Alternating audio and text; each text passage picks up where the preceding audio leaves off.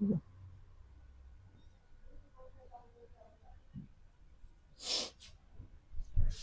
बच्चों को notes send कर देना, ठीक है, अपडेट कर देना। तो नमस्कार, सत श्री अकाल, आदाब, हेलो सभी स्टूडेंट्स को। तो जैसा कि आपको पता ही है, हम IBPS RRB के प्रीवियस ईयर क्वेश्चन डिस्कस कर रहे हैं। तो जो ये सीरीज हमारी चल रही है, आज उसका डे 5 है। और मैं चाहता तो यही हूँ कि आप सब खुद मुझे सजेस्ट करो कमेंट्स में कि मैं कौन सा क्वेश्चन अब डिस्कस करूँ, मतलब कौन से टॉपिक का करूँ। लाइक हमने ब्लड रिलेशन डिस्कस किया, उसका एक क्वेश्चन, सिटिंग अरेंजमेंट का किया, फिर पजल्स का किया था, फिर अल्फान्यूमेरिक किया। क्योंकि ये जो टॉपिक्स हैं आपके ज्यादातर वेटेज रखते हैं, और सिटिंग अरेंजमेंट और पजल्स तो काफी ज्यादा वेटेज रखता ही है। लाइक 10-15 नंबर का रहता ही रहता है। तो आमतौर पर यही क्वेश्चन ऐसे रहते हैं जो काफी इंपॉर्टेंट रखते हैं। लेकिन आप जो खुद से मुझे बताओगे कि हाँ, अब हमें इस टॉपिक के ऊपर थोड़ी डिस्कशन करनी चाहिए, इस टॉपिक को कोई क्वेश्चन बता दो, तो हाँ, मैं नेक्स्ट सेशन में उसी के बारे में क्वेश्चन को ही लेके आऊंगा जो प्रीवियस ईयर होंगे। ठीक है। तो चलो ठीक है, टाइम वेस्ट नहीं करते हैं, शुरू करते हैं कि आज का क्वेश्चन वहां पर कौन सा रहने वाला है। ये क्या चक्कर है, एक सेकेंड, क्या क्वेश्चंस उल्टे सीधे हुए हैं?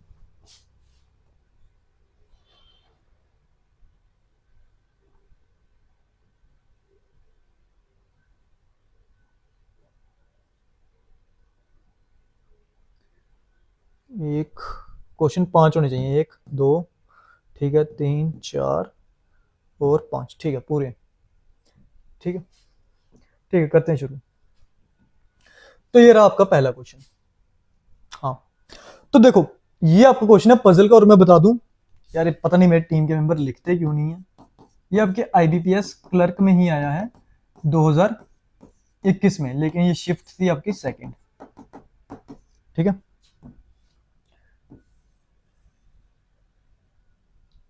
अच्छा नहीं होगा, चलो कोई नहीं, मैं लिख देता हूँ साइड पे कि ये आपकी क्लर्क की शिफ्ट सेकंड थी और 2021 का था ये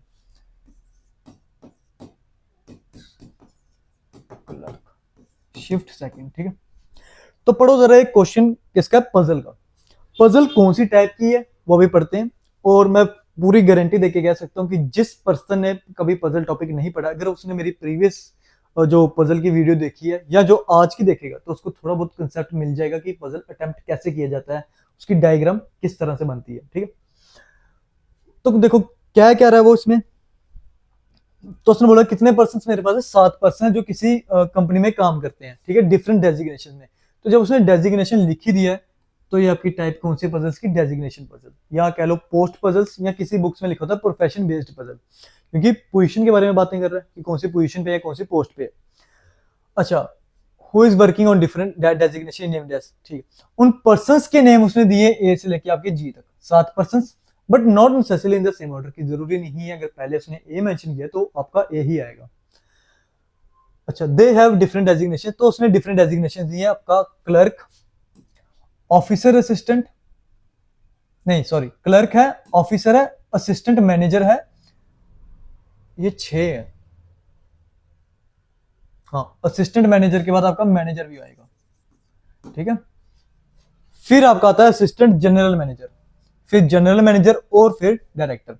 तो उसने पोस्ट आपको मेंशन कर दी, लेकिन हाँ, याद रखना, जब भी पोस्ट बेस्ड या डेजिग्नेशन बेस्ड पजल आती हैं, तो उनमें अगर तो वो खुद से मेंशन करेगी कौन सा मेरा हायर मोस्ट पोजीशन पे होगा, वो पर्सन रखो इस तरह से, तो हम उसी वे में रखते हैं। वरना अगर मेंशन ना हो तब भी हम एज इट इज ही रखते हैं कि जो सबसे हाई पोस्ट होती है उसको टॉप पे। तो उसने यहाँ पर मेंशन किया है, नेक्स्ट पैराग्राफ में कह रहा है director is the top most post. तो जो डायरेक्टर की पोस्ट होगी वो टॉप मोस्ट होगी, और क्लर्क की होगी लोअर मोस्ट। तो मुझे यही अरेंजमेंट रख देनी है बिल्कुल, कि डायरेक्टर मेरे टॉप पे दिखे, फिर उसके नीचे मुझे दिखेगा जनरल मैनेजर, फिर दिखेगा असिस्टेंट जनरल मैनेजर, फिर मैनेजर, फिर असिस्टेंट मैनेजर, ऑफिसर और क्लर्क। ठीक है। तो जो चीजें मेरे पास इंपॉर्टेंट होगी मैं साइड में लिख दूंगा अभी। तो पहले एक बेसिक सा इसका स्ट्रक्चर बना लेते हैं। ये आ गया आपका, इसको साइड पे रख देते हैं यहीं पे, ताकि जगह मेरे पास ज्यादा रहे। होप्स हो कि उनको दिख ही रहा होगा जो ऑनलाइन आप देख रहे हो। ठीक है। किस किस का बोला है, 8 बंदे ना, ठीक है, 8 पोस्ट है। ये आ गया 1 2, 1 2 3 4 5 6 7 और आपका लास्ट वाला 8। अच्छा, यहाँ पर मैं पोस्ट लिख रहा हूँ, यहाँ पे प्रोफेशन पर्सन्स, तो ये लो। जो तो अब आज भी पहली बार देख रहे हैं उनको इस चीज का डाउट हो रहा होगा कि ये सर ने बनाया क्या। तो जिन्होंने तो देखा उनको पता कि ये मैं क्या करने वाला हूँ। ये पर्सन्स रख रहा हूँ मैं यहाँ पे, और ये जो गैप रखे हैं पर्सन्स की क्या है, पॉसिबिलिटीज, और यहाँ पर आपकी आ जाएगी पोस्ट लिख रहा हूँ। ठीक है,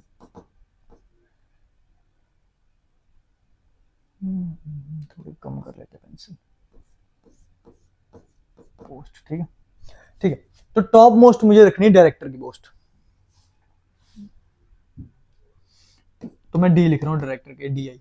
ठीक है, उसके नीचे आएगा आपका जनरल मैनेजर, जी एम। फिर आपका आएगा असिस्टेंट जनरल मैनेजर, ए जी एम। फिर आपकी बारी है मैनेजर की। अच्छा, फिर आपका आ रहा है असिस्टेंट मैनेजर।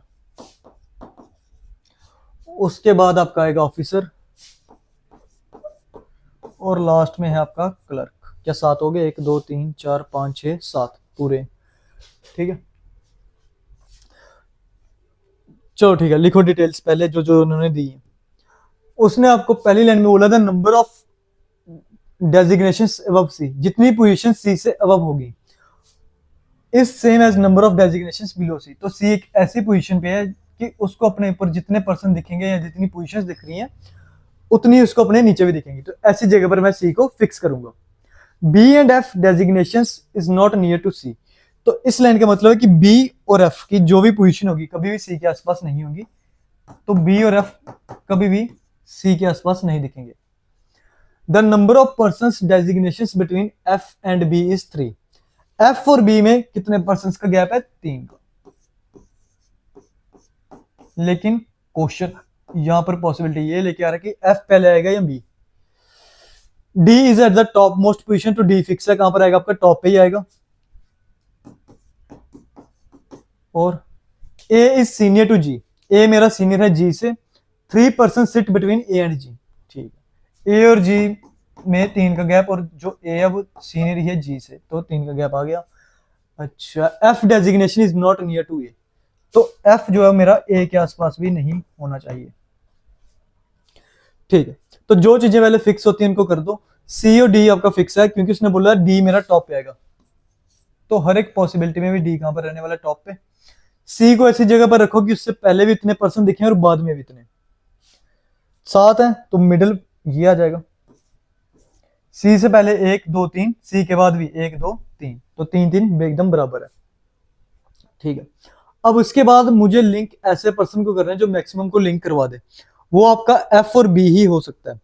ठीक है, क्योंकि एफ और बी में मुझे गैप चाहिए 3 पर्सन का, और इस हिसाब से करना है कि मेरा जो एफ है वो कभी भी आपका सी के आसपास ना आए, क्योंकि उसने मेंशन किया बी और एफ कभी भी सी के आसपास नहीं होने चाहिए। तो पॉसिबिलिटी पहली, अगर मैं एफ को रखता हूं टॉप पे, तो 1 गैप 2 गैप 3 गैप यहां पर आ जाएगा बी। दूसरी पॉसिबिलिटी में मैं उल्टा कर दूंगा कि बी को रख दूं टॉप पे, 1 2 3, तो यहां पर आ जाएगा एफ। तो 2 पॉसिबिलिटीज थी एफ और बी के लिए, दोनों की दोनों कर दी। फिर उसने बोला मेरा जो एफ है वो ए के पास नहीं होना चाहिए, और ए और जी में गैप चाहिए 3 पर्सन का। ठीक है, ए और जी में गैप चाहिए 3 पर्सन का। कभी भी मेरा ए यहां से नहीं आ सकता। क्यों नहीं आएगा ए यहां पर? क्योंकि अगर यहां पर कर दिया तो उसने बोला एफ के आसपास ए नहीं होना चाहिए, और हमें पता है कि ए कभी भी मेरा नीचे वाली साइड नहीं आएगा, क्योंकि अगर मैंने नीचे रख दिया 1 2 3 तो जी तो ऊपर आएगा, लेकिन क्वेश्चन में मेंशन है कि मेरा ए जो है वो सीनियर होगा जी से, तो कभी भी ए मेरा नीचे की तरफ नहीं आएगा। तो ये पॉसिबिलिटी हमेशा क्या हो जाएगी? गलत। यहां पर आओ, तो मुझे रखना है ए को टॉप पे। लो, ये आ गया आपका ए, 3 का गैप 1 2 3 आ गया जी।